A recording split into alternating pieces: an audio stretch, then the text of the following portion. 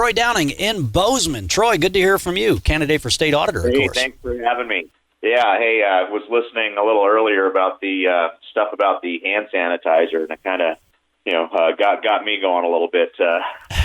It's interesting hearing all these issues about safety. A lot of people may not realize this, but when you distill alcohol, even for consumption, in the early phase of the distillation, you're bringing methyl alcohol and fusels and all these other things out of it until you actually get to the heart, which is the ethyl alcohol. So that's one thing. And as all these distillers, I think is just awesome when you really see how all these small businesses stepped up to the plate in a time of crisis, and when central supply chains were shutting down and you just couldn't find product, how they were the solution. We just needed to get the government out of the way. And let me tell you, there was some heavy lifting in that as well, in reducing the regulatory burden and being able to do what we did. And, we were really fortunate to have the ear of Senator Daines, who helped us get some language into the CARES Act that reduced things like the federal excise tax on alcohol being used to make hand sanitizer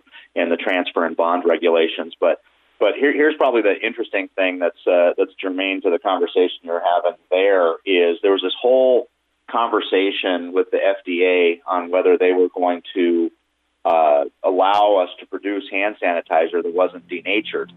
And for those who don't know what denaturing is, here's a quick history, which is also interesting. When you go back to the post-prohibition time, and the revenuers wanted to collect taxes on consumable alcohol, so, excise tax, the distillers, they had some alcohol that they wanted to use for industrial use, not for consumption.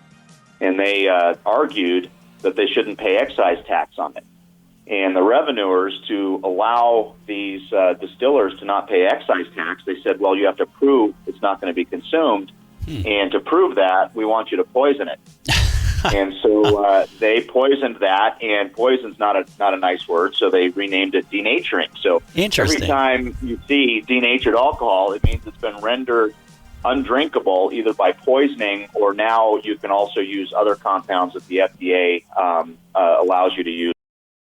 Back to Troy Downing, Republican candidate for state auditor. But today, you might also know that he's one of the owners of Wild Rye Distilling in Bozeman. And yeah, they stepped up to make hand sanitizer. They shipped them to hospitals across Montana that were in need. When I say shipped, meaning the great men and women from the Highway Patrol picked up the boxes and delivered them to Glendive. Cool stories like that. But yeah, Troy, you guys had to fight the FDA just to be able to meet this need and make American-made hand sanitizer, even though we just heard earlier this morning that there's a danger of cheap imports that actually cause a danger to people. But yet you had to fight our own government just to be able to make it. And you kind of understand where that comes in, because there was a huge demand on ethyl alcohol. And for those who don't know, ethyl alcohol is basically the alcohol that you would consume. Like vodka is, mostly ethyl alcohol.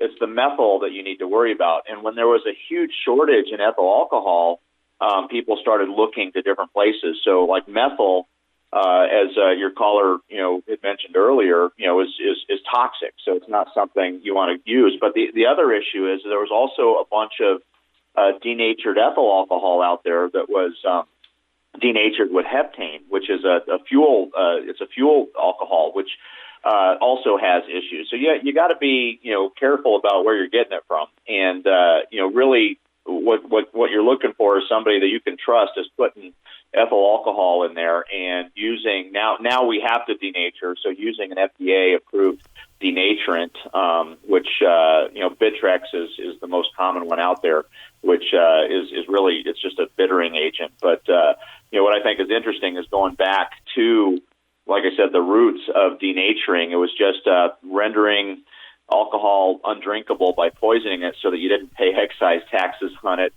And so we got into some interesting conversations with the FDA saying, well, we don't want you poisoning children. And we're saying, well, you're saying we have to put poison in our hand sanitizer so we don't poison children? Can you guys hear yourselves? Good point. And good job by you and Senator Steve Daines in cutting through that red tape to meet the needs.